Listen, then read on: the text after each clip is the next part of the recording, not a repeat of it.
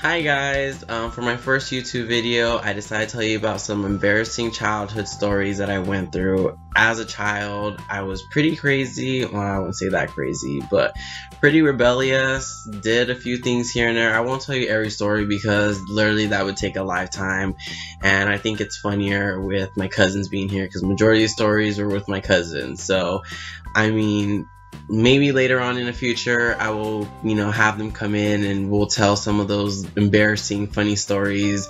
It's a lot funnier with them because, my cousins and I always think we're always the ones right and we're all hard-headed, so you just have us bickering and arguing. So I'll say those stories for, when I bring them in.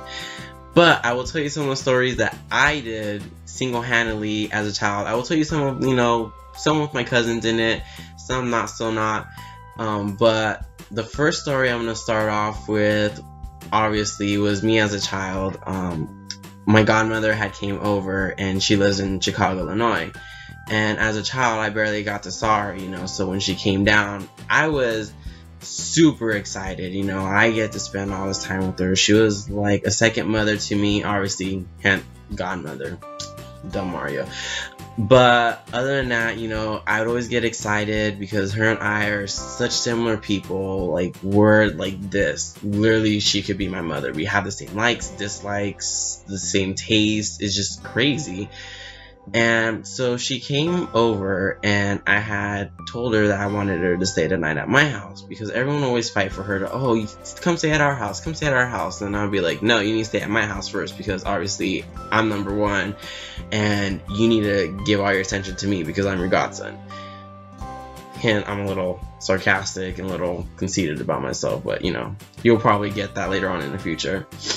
Sorry about the stuff, so I'm a little sick, still recuperating. But, so she decided to come over to my house, and, we were having a blast, and I said, you gotta stay the night. And she's like, yeah, because she usually tends to stay the night at my grandparents, at her parents. So she said, yeah, sure, I'll stay the night. So, we had a blast, we went to bed, she went to bed with me, and all of a sudden in the middle of the night, I woke up. And when I woke up, she was freaking gone. She was not there. She was nowhere to be found. It was 3 a.m. I literally went through the entire house looking for her. Every room. I said, oh hell no. Like, I know she went to my grandparents. So what did I do? I literally unlocked the door, ran to my grandparents. Luckily they lived in the same neighborhood, so they weren't too far away from where I lived at the time. So when I got there, I knocked on the door, my grandparents answered, and my godmother came out, and she was like, what are you doing here? They're all saying, what are you doing here? It is 3 o'clock in the morning. I said, excuse me, my godmother's supposed to be spending time with me, and she left in the middle of the night. That's my time. She's supposed to be staying with me, not, coming in the middle of the night, leaving me. Nah. When my time's up, then it's your time. You can't just be taking someone away like that.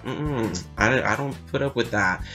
So all of a sudden my grandparents called my mom, and my mom was furious. And I think the worst part of the story was because I didn't really care. All I cared was getting to her, that I literally ran only in my socks, underwear, and t-shirt at 3 a.m. So my mom said, what were you thinking? You could have gotten sick. Something could have happened to you. Someone could have abducted you. It's 3 o'clock in the fucking morning. Are you thinking? So I was laughing. My mom was not. She was furious with me. She literally checked on me every night ever since then. And literally she would make sure the door's locked and I was passed out. So I was laughing. My mom was not. She was furious with me. She literally checked on me every night ever since then. And literally she would make sure the door's locked and I was passed out because I was a heavy sleeper. So that's that moral story.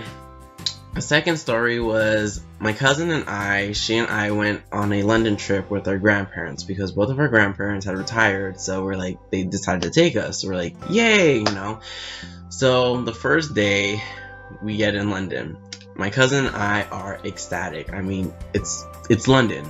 Why wouldn't you be excited? I know, I want to go back there, possibly live there.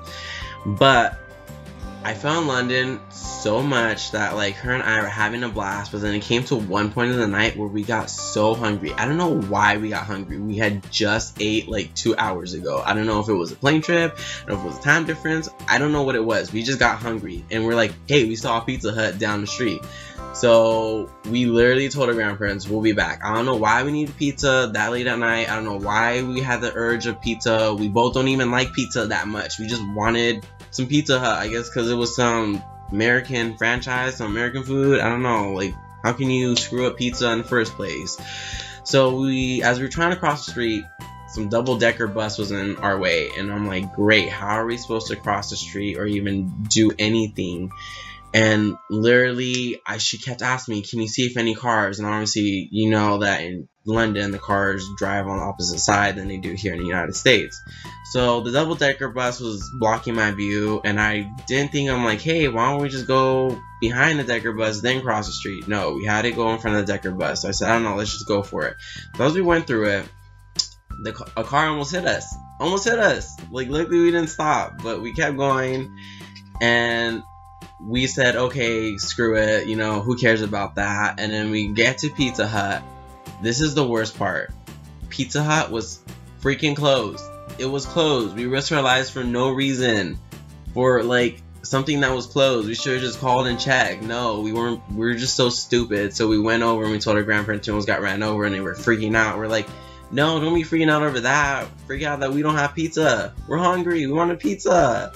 So they're like, are you guys serious? And, you know, we were just busting up laughing. We're like, okay, whatever. This is, who doesn't care? What type of, like, how does that even happen?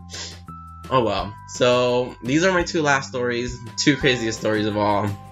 So at the time I was going to military school, and I had picture day the next day, and it was pretty cold that night, and my mom was like, oh, I'm gonna light up the fireplace, and I said, no, I can light up the fireplace, and she said, no, I'll just light up the fireplace, and I said, no, I can do it, like my dad taught me. Do you not trust me?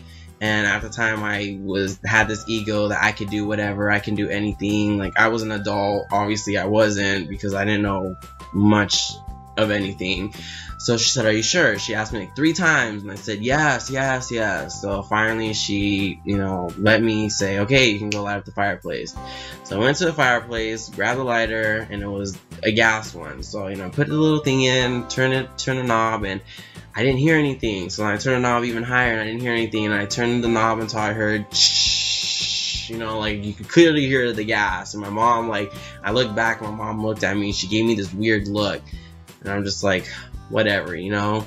So then all of a sudden I go in, light it up, and because the gas was so high and the vent was closed, which I didn't even know there were vents on fireplaces, which my dad forgot to tell me about that. But you know, me not, you know, knowing anything was my fault too.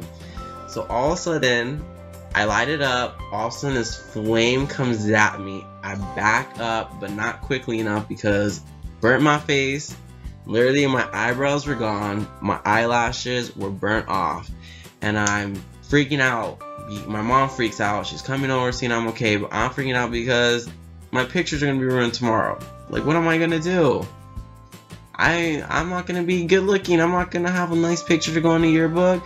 My mom's like trying to, you know, see if I'm okay or what's going on. I'm like, no, I don't care about my feeling, like how my face feels. I care about my pictures tomorrow. What are we gonna do? So my mom was just like, are you serious? Mara, are you serious? I'm like, look, I have a complexion to keep up, you know, like I don't want to look in the yearbook and see a burnt red face. So the moral of the story was, make sure, you know, you don't put the gas too high, and make sure the vents are open when you light up fireplaces. But luckily they let me take retakes, so my retake was a lot better than my first one. So my last story, the craziest story of all. Oh my god, you guys, this is, I don't even know what I was thinking of as a child. My family still continue to talk about the story because it's that crazy, and they still make fun of me for it. But as a child, at 8 or 9 years old, I had a fascination for fire. I don't know why. I just loved the way fire looked. I loved the way the movies showed fire, how explosions would happen. So I was able to get my hands on some matches. I know. Oh no, you know where the story's going. Yeah, I know. So lately, day by day, I would light things on fire outside. So inside, I was really bored. I wasn't allowed to go outside for some weird reason. I know your parents not letting kid go outside. I must have been in trouble or something. I don't know. But okay, so I went to the bathroom, just started playing with matches, lighting them, just looking at them. Then I was like, hey, let me light a toilet paper on fire. So I grabbed toilet paper. Little did I know that shit lights up quick. Do not light toilet paper on fire, because that lights up really quickly. I know, you're probably thinking, Mario, of course it's paper. I don't know what I was thinking. So as I lit it, it went completely on flame to a point where like it almost burned my finger. So I threw it at the shower curtain. I know. All of a sudden, I see the shower curtain catch on fire. I'm like, oh wait, the movies, they just grab a jacket or a shoe, hit it, and it puts out. I went to go grab my shoe. It literally took me like 15-20 seconds. Came back to the bathroom. The whole bathroom, the whole curtain was engulfed in flames. And I'm like, well, there's no hiding this shit. Like, I'm done. I'm gonna get killed. Like, my head's done. So I'm trying to, try and put it out on my fire. And all of a sudden, I hear my sister freaking out, because little did I know, all the smoke was on the roof of our house, and my dad was taking a shower. All of a sudden, I hear her knocking at my dad's door, and she was like, "Dad, there's a fire! There's a fire! There's a fire!" She was like chicken with her head cut off.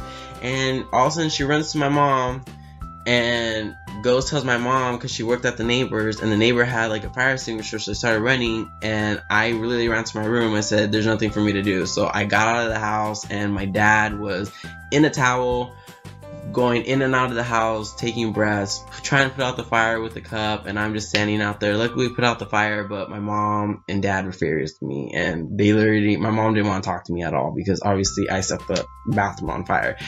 And I don't know, being smart ass me, went up to my mom and was just like, "Hey mom, like, why are you mad at me? If anything, you should be thanking me, because you said you want to redecorate the bathroom." So literally that set her head on fire. Like, she did not want to talk to me. She didn't even want to look at me for 2 weeks. I wasn't allowed to do anything. I wasn't allowed to leave my grandparents, because we stayed with my grandparents. Like, was not allowed to leave my room. I wasn't allowed to go outside. I wasn't allowed to talk to anyone. Like, I was in my little isolated corner. I was basically in jail and then I had to help, clean up the bathroom. But moral of the story is, don't set toilet paper or bathrooms on fire. And if you do, grab the water or the toilet water. Like, the water's right there next to you. So those are some embarrassing childhood stories of mine. I obviously have a lot more, but I didn't tell them. Maybe in another video I'll tell you some more. But I mean, if you guys like them, comment on them or tweet me at them. I'll try and be posting videos every week or bi-weekly, or two videos per week. I will be doing a challenge with my cousin soon.